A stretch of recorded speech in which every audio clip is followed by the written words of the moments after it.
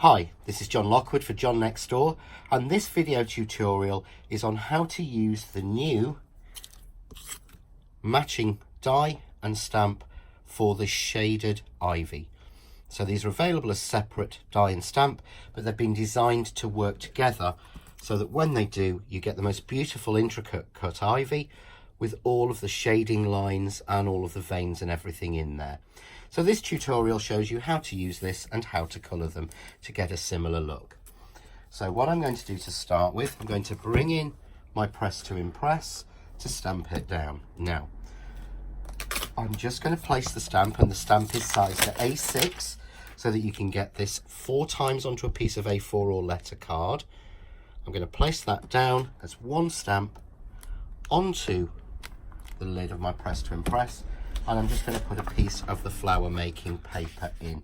I've already got this cut to A6 just to make it a little bit easier for me.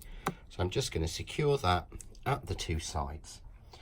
Then I'm simply going to take a VersaFine black ink pad, and if you're not using the flower making paper, I would suggest that you use a grey ink, as the black is a little bit too bright or sharp. But on the flower making paper, the mica in there softens the colour. So I'm just going to go and carefully stamp down each of those pieces. There we go. So I've got all that beautiful detail showing. So we'll take that out of the press, and then we will bring in the matching die. And if you can see when we've stamped here, you've got these 2 black corners. These are your registration marks for your die. So you just need to make sure that you're matching. Obviously that will be that leaf there. You'll be able to see through to see it's right, and you correct the corner on that side and the corner on that side so that you see it completes a rectangle with black edges. And it's the easiest way I've ever found for doing stamps and dies that match. So we're just going to tape that down, and all I'm going to do is to run that through my die cutting machine, and you can use any of the commercial die cutting machines that you may have, and it will fit through everything with an A6 or wider base. I'm just using my OmniCut at the moment. So I'm going to bring in the 3 colours of ink that I'm using, and these are all dye-based inks from Ink made by Aladdin, and I'm going to be using Mint, Verbena and Grenadine, or Menthe, Verveine and Grenadine in the French. And I need 3 finger daubers, 1 for each one. So I'm going to move those to one side, and we will pull out our die cut piece. Here we go. So we'll take that out, and with the die, I've got a separate leaf there I can show you. The die was designed so that we would get 2 sprays, one going left, one going right, and then you would get 6 separate leaves, 2 large, 2 medium, 2 small, because when I'm doing a flower arrangement on a card or a project or a scrapbook page, I always like to put the flowers down first, the foliage down first, then the flowers, and then tuck extra leaves in. And this system means I don't have to keep stamping and cutting. I've got everything in one. So all we're going to do then is I'm going to bring in just a piece of plain card, because I don't want to make a mess of my board. But again, you would do this on your ink blending mat or something you could just simply wipe. And what I'm going to do is use the 2 colours. So move that into place. First of all, I'm going to start with the mint. I'm going to take some ink on my finger dauber, and I'm just going to go heavily over with the green, with the darker green. And this ink pad actually isn't giving me a great deal of ink, so I'll just pull another one. That's obviously one of my older ones. There we go. That's better. And I'm just trying to blob the ink on as they would be in nature. So I'm not trying to be careful and do any shading. I'm just literally putting the ink down in different places. So that's going on with the mint. Hopefully you can see all of those. I'm then going to repeat that using the verbena colour, which is a very yellowy green. This is perfect for foliage to me. This colour is really what a lot of leaves are about.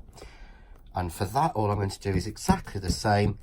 I'm going back over any of the spaces that have been missed with the darker green ink. So I get a real variegated look. You can make paper first like this, using a technique I've used before called ugly paper, where we just blob the colour on. But for the ivy, I actually like to do it this way, as I get a real random mix and I make sure I've got plenty of different colours on each leaf. So just go through, finish this last one and show you what I mean. You can use your spray inks on this or anything else to give you the right look. So that's getting the two colours on, which are the mint and the verbena. Now for shaping. So I'm just going to bring in my Crafts 2 flower moulding sheet or foam piece. And this is very dense. I always say that as it makes a lot of difference. I'm going to turn it on its back, and all I'm going to do is push very hard on each leaf, because leaves aren't smooth, leaves are quite crinkly, and ivy has quite a crinkly way of going. So just push on the larger leaf, just do a little bit more, and when I turn it over, you've got that the real sheen from the flower making paper, but you've also got a lot of movement.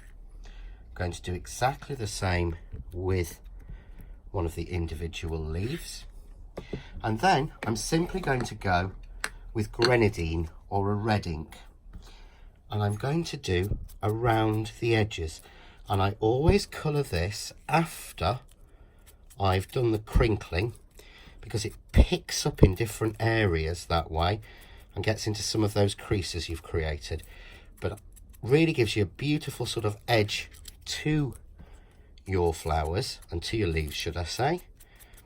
And I think the red really works. If you look at a lot of leaves, they've got a lot of red in them, seem to have a basis of that. So that's how we actually make our ivy, and we would do that for all pieces. And just very quickly, I'm just going to bring in a square of white card, just so that I can show you how I would arrange them. So using the pieces, I would put both together. I haven't coloured two, so I'm going to use a couple that I made a little bit earlier. So let's use those, a little bit softer colouring on these. Now, these were designed, if you look, to be a left and a right. So I will make sure I get a left and a right. There we go.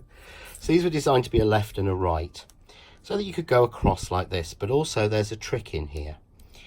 If you put these two smaller leaves on top of each other, it gives you a perfect bow or circle. If you put these two leaves on top of each other, it gives you a perfect right-angled corner. So for this project, I'm going to have a bow. So I'm going to just turn both of them over. I'm going to take my craft artist glue, and I tend to glue my foliage just by adding a little bit of glue into the middle of each leaf, rather than trying to go all up the veins and things, and I don't feel I get a natural look that way. So I'm going to go take them both together, take the two leaves that are the same and glue them together there, just like that, which gives me that little sort of bow. So we'll just stick those down. There we go. I'm going to bring in now some of my Christmas rose or hellebore that I've made, and there is another video tutorial showing you exactly how these are made on the YouTube channel. I'm going to pop one there, and I'm making sure that the fifth petal is popping out. I'm going to put the other one just there, so that we've got the two together. And this is where I can bring in then the additional leaves that come in the set and just tuck them in. So I've just tucked one in there. We'll just get another one and I'll crinkle it out. And I think we'll have that one there, so that we got a really nice presentation. And you would continue doing that until you were happy with it. to bring in the card from earlier. This is the one I made earlier, where I've done the pink flowers, which are on the tutorial video on YouTube, and I've tied them together with the extra little leaves tucked in. So that's how to use the matching stamp and die for the shaded ivy. For more inspiration, please visit my Facebook, which is John Lockwood, or have a look at the John Next Door page on Facebook, or why not join our new share group, which is the John Next Door share group, which can be accessed through here and on the link on the video, and show us some of the work that you've been doing with John Next Door products. Until next time, enjoy.